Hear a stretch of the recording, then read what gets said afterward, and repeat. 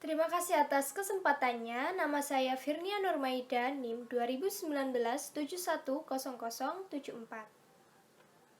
Assalamualaikum warahmatullahi wabarakatuh. Terima kasih atas kesempatannya. Perkenalkan, nama saya Novi Rahmatur Rasidah dengan NIM 2019 710226. Terima kasih atas kesempatannya. Perkenalkan, nama saya Nadia Putra Madani dengan NIM 2019 710274 dari kelompok 2. Terima kasih atas kesempatannya. Perkenalkan, nama saya Arhama Julia Filiana dengan NIM 2019 710380. Baik, terima kasih atas kesempatannya. Saya Vindi Fafas Nusriawan dengan NIM 2019 710416 dari kelompok 4. Assalamualaikum warahmatullahi wabarakatuh. Terima kasih atas kesempatannya. Perkenalkan, saya Haya Barata dengan NIM 2019 710589. Assalamualaikum warahmatullahi wabarakatuh. Terima kasih atas kesempatannya. Perkenalkan, nama saya Celia Arsa Pragita dengan NIM 2019 710608. Assalamualaikum warahmatullahi wabarakatuh. Terima kasih atas kesempatannya. Perkenalkan, nama saya Nur Sofa Asmarani dengan NIM 2019 710652. Assalamualaikum warahmatullahi wabarakatuh. Terima kasih atas kesempatannya. Perkenalkan, nama saya Afifah Eka Nur Sabrina, NIM 2019 710662. Baik, di sini saya akan menjelaskan tentang definisi istihsan. Para ulama mendefinisikan istihsan dalam arti bahasa, yaitu berbuat sesuatu yang lebih baik. Tetapi dalam pengertian istilahnya yang biasa berlaku, para ulama berbeda pendapat disebabkan oleh perbedaan dalam memahami dan mendefinisikan istihsan itu. Namun dapat disimpulkan dari beberapa definisi istihsan di kalangan ulama usul fikih, istihsan yaitu mengeluarkan hukum suatu masalah dari hukum masalah-masalah yang serupa dengannya kepada hukum lain karena didasarkan hal lain yang lebih kuat dalam pandangan mujtahid ataupun mengamalkan dalil yang paling kuat di antara dua dalil. Baik, terima kasih atas kesempatannya. Di sini saya akan menjelaskan tentang definisi ihtisan dari mazhab Maliki. Mazhab Maliki mengatakan bahwa ihtisan adalah berpegang dalam kemaslahatan khusus berhadapan dengan dalil umum. Mazhab Maliki membagi ihtisan atas 4 bagian, yaitu yang pertama ihtisan dengan urf, yang kedua ihtisan maslahat, yang ketiga ihtisan ijma', dan yang keempat kaidah raf al-haraj wa al-masyaqqat. Berdasarkan pembagian yang dikemukakan di atas, maka berikut ini akan dijelaskan satu persatu pembagian tersebut.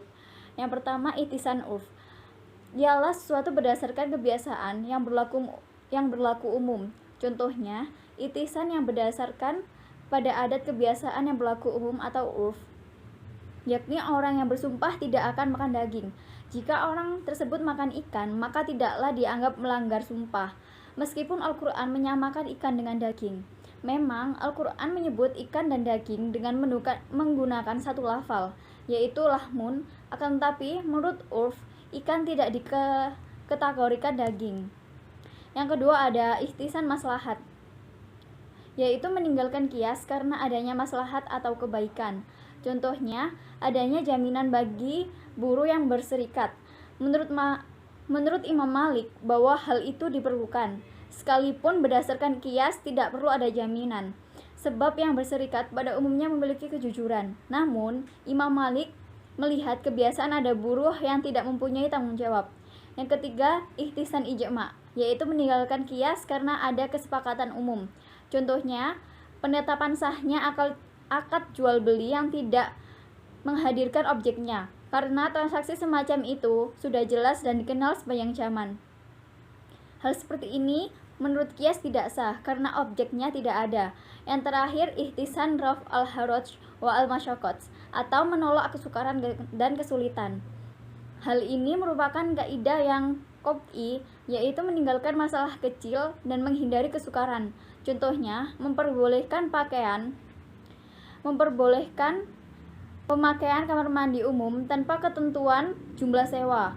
lama pemakaian dan banyaknya air yang dipakai. Karena itu, asal hukumnya tidak boleh sebab termasuk sewa-menyewa dan objeknya tidak jelas. Akan tapi hal ini dibatalkan oleh Imam Malik.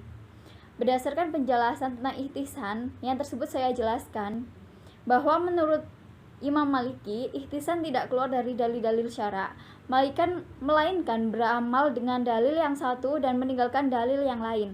Ihtisan ini merupakan hasil pemikiran seorang mujtahid berdasarkan akalnya dan juga sebagai istinbat hukum. Terima kasih atas kesempatannya. Di sini saya akan menjelaskan tentang definisi ihtisan menurut ulama Hambali. Ulama Hambali memberikan definisi ihtisan antara lain seperti yang telah dikemukakan oleh At-Tufi. Jadi, definisi ihtisan menurut ulama Hambali adalah perpindahan dari suatu hukum tentang suatu kasus karena ada dalil syara yang khusus.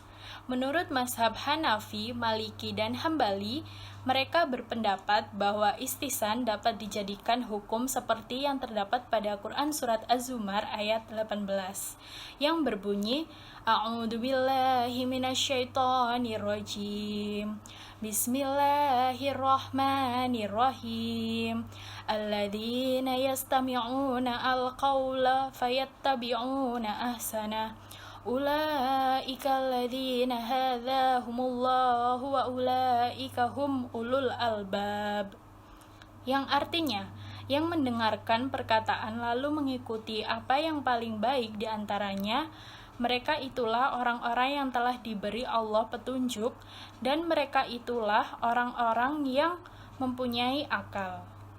Dari definisi-definisi yang sudah disampaikan oleh para ulama, maka dapat diketahui bahwa mereka sepakat untuk menerima dua hal, yaitu sebagai berikut. Yang pertama, ahli usul fikih menurut mazhab Hanafi dan Hambali, mereka berbeda di dalam memformulasikan kata-katanya, tetapi mereka sepakat bahwa pengertian ihtisan adalah perpindahan dari suatu hukum kepada hukum lainnya dalam sebagian kasus atau meninggalkan suatu hukum karena adanya hukum lain yang lebih kuat atau pengecualian yang bersifat juz'iyah dari hukum yang kulliyah atau mengkhususkan sesuatu hukum yang umum dengan hukum yang khusus.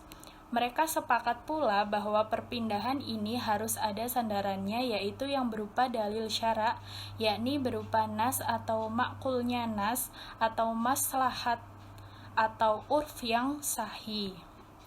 Dalil-dalil sandaran ini disebut wajh al-ihtisan atau sanad al-ihtisan.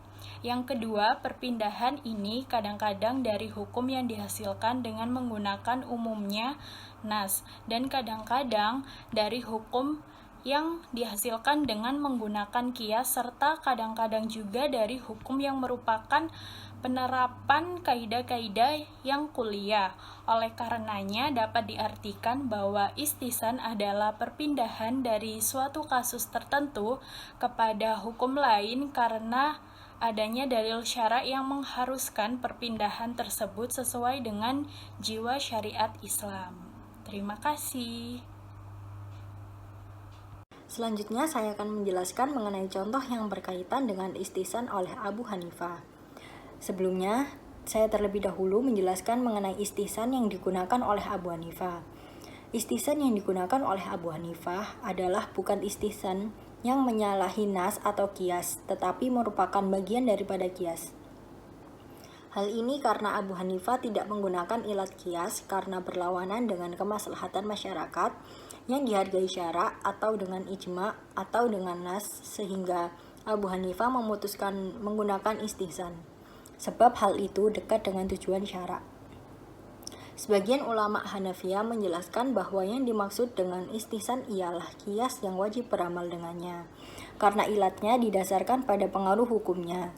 Ilat yang mempunyai pengaruh hukum yang lemah mereka namakan dengan qiyas, dan yang mempunyai pengaruh hukum yang kuat dinamakan dengan ihtisan. Selanjutnya yaitu contoh yang berkaitan dengan ihtisan oleh Abu Hanifah, yaitu salah satunya ketika seseorang mewakafkan hartanya atau yang disebut dengan wakif. Apabila yang diwakafkan sebidang tanah pertanian, maka akan termasuk di dalamnya hak pengairannya atau irigasi, dan jalan untuk bisa mengakses tanah tersebut. Hal ini berdasarkan istihsan, padahal menurut kias semua tidak masuk perhitungan, kecuali bila terdapat ketentuan seperti halnya jual beli. Kemudian, istihsan memberikan solusi yang baik mengenai wakaf, yaitu bagaimana cara memanfaatkan harta yang diwakafkan. Kaitannya dengan pemanfaatan sebidang tanah, pertanian yang telah diwakafkan tersebut tidak bisa direalisasikan kecuali dengan cara memasukkan unsur pengairan dan juga pemanfaatan jalan.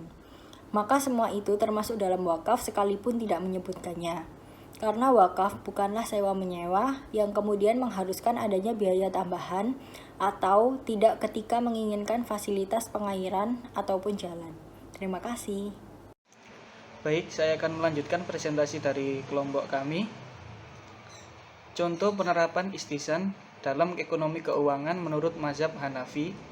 Bila seorang mewakafkan sebidang tanah pertanian, maka termasuk yang diwakafkannya itu hak pengairan, hak membuat saluran air di atas tanah itu, dan sebagainya. Hal ini ditetapkan berdasarkan istihsan. Macam-macam istihsan. Ulama Hanafiyah membagi istihsan kepada 6 macam, yaitu yang pertama, istihsan binas. Maksudnya ada ayat atau hadis tentang hukum suatu kasus yang berbeda dengan ketentuan kaidah umum, misalnya dalam masalah wasiat. Menurut ketentuan umum atau qiyas, wasiat itu tidak boleh karena pemindahan hak milik kepada penerima wasiat dilakukan ketika orang yang berwasiat tidak cakap lagi, yaitu setelah ia wafat. Akan tetapi, kaidah umum ini dikecualikan melalui firman Allah SWT dalam surat An-Nisa ayat 11, yang artinya sesudah dipenuhi wasiat yang ia buat atau dan sesudah dibayar hutangnya. Yang kedua yaitu istihsan bil ijma'. Istihsan yang didasarkan pada ijma'. Misalnya pada kasus pemandian umum. Menurut ketentuan kaidah umum, jasa pemandian umum itu harus jelas, yaitu berapa lama seseorang mandi dan berapa jumlah air yang ia pakai. Akan tetapi apabila hal tersebut dilakukan, maka akan menyulitkan bagi orang banyak. Oleh sebab itu, ulama sepakat menyatakan bahwa boleh mempergunakan jasa pemandian umum sekalipun tanpa menentukan jumlah air dan waktu yang telah terpakai. Selanjutnya yang ketiga, istihsan bil qiyasil khafi. Istihsan berdasarkan qiyas yang tersembunyi. Misalnya dalam masalah wakaf lahan pertanian. Menurut ketentuan qiyas jali, qiyas yang nyata, wakaf ini sama dengan jual beli. Karena pemilik lahan telah menggugurkan hak miliknya melalui pemindah tangan lahan tersebut. Oleh sebab itu, hak orang lain untuk mengalirkan air ke lahan pertaniannya ke tanah tersebut tidak termasuk dalam akad wakaf itu, kecuali jika dinyatakan dalam akad. Menurut qiyas khafi, qiyas yang tersembunyi, wakaf tersebut sama dengan sewa-menyewa, karena maksud dari wakaf adalah memanfaatkan lahan pertanian yang diwakafkan dengan sifat ini. Maka seluruh hak orang lain yang telah ada di lahan pertanian tersebut termasuk dalam akad wakaf. Sekalipun tidak dijelaskan dalam akad, apabila seseorang mujtahid mengambil hukum kedua qiyas khafi, maka ia berdalil dengan istihsan. Selanjutnya, saya akan menjelaskan tentang istihsan berdasarkan dalil yang melandasi. Yang pertama ada istihsan binas atau hukum jual beli salam. Istihsan binas yaitu menjual sesuatu yang telah jelas sifatnya namun belum ada zatnya saat akad dengan harga yang dibayar di muka. Model ini berbeda dengan model jual beli pada umumnya yang ditetapkan syariat, yaitu yang mempersyaratkan adanya barang pada saat terjadi akad. Modal jual beli ini diperbolehkan atas dasar hadis Nabi Shallallahu Alaihi Wasallam pada saat datang ke Madinah yang berbunyi, barang siapa yang melakukan jual beli al-salam, maka hendaklah melakukan dalam takaran timbangan yang jelas dan untuk jangka waktu yang jelas pula. Hadis riwayat Al-Bukhari nomor 2085 dan Muslim nomor 3010. Yang kedua ada ihtisan dengan ijma'. Ihtisan dengan ijma' yaitu dengan adanya kesepakatan dari para ulama untuk memutuskan hukum atas suatu masalah yang menyelisih hukum asal ijma' syarih atau mendiamkan suatu praktek yang berlaku di masyarakat tanpa mengingkarinya atau ijma' sukuti. Yang ketiga ada ihtisan dengan urf. Ihtisan dengan urf yaitu meninggalkan apa yang menjadi konsekuensi qiyas menuju hukum lain yang berbeda dengan urf yang berlaku. Misalnya adalah kebolehan mewakafkan benda-benda bergerak seperti buku. Yang keempat, ada ihtisan dengan kedaruratan. Ihtisan dengan kedaruratan ialah adanya kondisi darurat yang menjadikan seorang mujtahid meninggalkan qiyas untuk mewujudkan kemaslahatan dan untuk menghilangkan kemudaratan. Yang terakhir, ada ihtisan dengan maslahat. Ihtisan dengan maslahat misalnya tentang tanggung jawab buruh atas kerusakan produk yang telah dibuatnya. Terima kasih. Baik, terima kasih atas kesempatannya. Di sini saya akan menjelaskan mengenai dasar hukum ihtisan.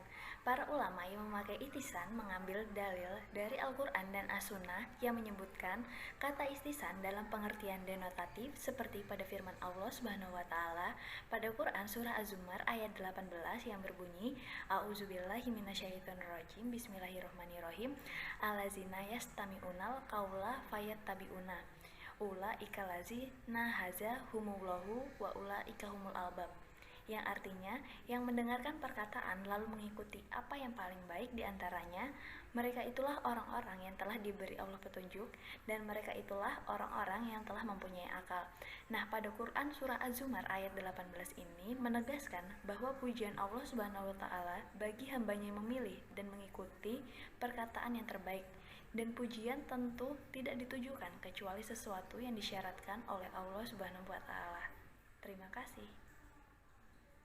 Jadi kesimpulannya, pada hakikatnya istihsan digunakan untuk mendapatkan kemaslahatan dan menolak kemadharatan, atau dengan kata lain digunakan untuk menemukan kemaslahatan yang lebih kuat atau kemadharatan yang lebih sedikit.